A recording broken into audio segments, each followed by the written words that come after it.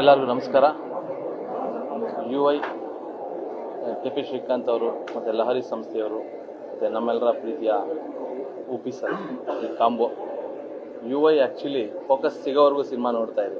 Last title ಕಾರ್ಡ್ವರೆಗೂ focus ನಮಗೆ ಏನು ನೋಡ್ತಾ ಇದ್ದೀವಿ ಅನ್ನೋದು ಒಂದು ಮಾರಲ್ಲು ಫಿಲಾಸಫಿ.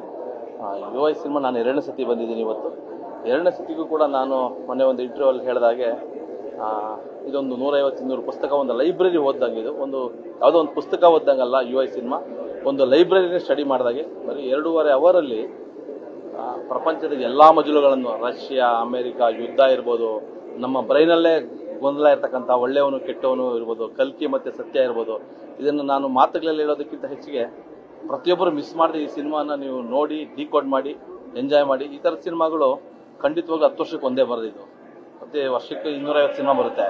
UI ಅಂತ ಸಿನಿಮಾಗಳು 10 ವರ್ಷಕ್ಕೆ ಒಂದೇ ಬರೋದು, ಯಾರೂ ಮಿಸ್ ಮಾಡ್ಕೋಬೇಡಿ. UI ಸಿನಿಮಾಗೆ ಒಳ್ಳೇದಾಗಲಿ, all the best. Thank you UP sir, ಒಳ್ಳೆ ಸಿನಿಮಾ ಕೊಟ್ಟಿದ್ದೀರಾ. ಇಲ್ಲ, ನನಗೆ ಅನಿಸಿದ್ದು ಏನು ಅಂದರೆ, ರಿಯಲ್ ಸ್ಟಾರ್ ಅಂತ ಕರೆಕ್ಟಾಗಿ ಹೆಸರಿದ್ದಾರೆ.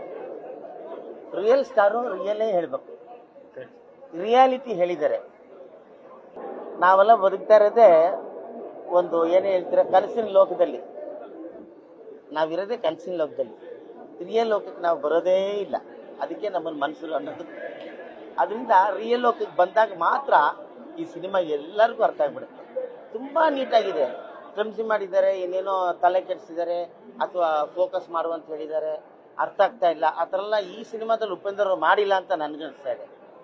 ಸ್ಟ್ರೈಟ್ ನರೇಷನಲ್ಲಿ ಇದೆ ಸಿನಿಮಾ, ಕ್ಲೀನಾಗಿ ಅರ್ಥ ಆಗುತ್ತೆ. ಅವ್ರು ಹೇಳಿರೋದು ಒಂದು ಪದ ಮಾತ್ರ ಸತ್ಯ, ಫೋಕಸ್ ಮಾಡಿದ್ರೆ ನಾವೇ, ನಮ್ಮ ಬ್ರೈನೇ ಪ್ರತಿಯೊಂದು ನಮ್ಮಲ್ಲಿ ಆಗ್ತಾ ಇರೋದು ಈಗ ಏನಾಗ್ತಾ ಇದೆ ಅಷ್ಟನ್ನು ಕರೆಕ್ಟಾಗಿ ಏನು ಆಗಬೇಕು ಅನ್ನೋದನ್ನು ಕೂಡ ಹೇಳಿದ್ದಾರೆ.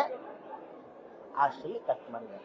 ನಿಜವೂ ಸರ್, ಎಂಥ ಅದ್ಭುತವಾದ ಸೆಟ್ಗಳನ್ನ ಹಾಕಿ ಕನ್ನಡ ಸಿನಿಮಾಗಳನ್ನ ಈ ಲೆವೆಲಲ್ಲಿ ತೆಗೆಯೋದಿದೆಯಲ್ಲ, ಅದ್ಭುತ ಸರ್, ಗ್ರೇಟ್. ಯಾಕೆಂದರೆ ಪ್ರತಿಯೊಂದು ನಾನು ಶೂಟಿಂಗಲ್ಲಿ ಇದ್ನಲ್ಲ, ಎಷ್ಟು ಸೆಟ್ ಹಾಕಿದ್ದಾರೆ, ಎಷ್ಟು ಗ್ರ್ಯಾಂಡ್ ವರ್ಕು, ಕಷ್ಟಪಟ್ಟು ಸಿನಿಮಾನ ತೆಗೆದಿದ್ದಾರೆ. ಭಾಳ ಚೆನ್ನಾಗಿದೆ.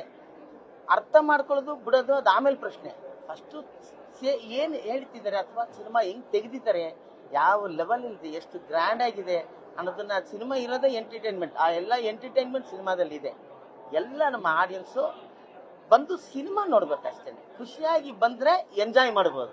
ಅದೇ ಉಪೇಂದ್ರ ರಿಯಲ್ ಸ್ಟಾರ್, ರಿಯಾಲಿಟಿ ತೋರಿಸಿದ್ದಾರೆ.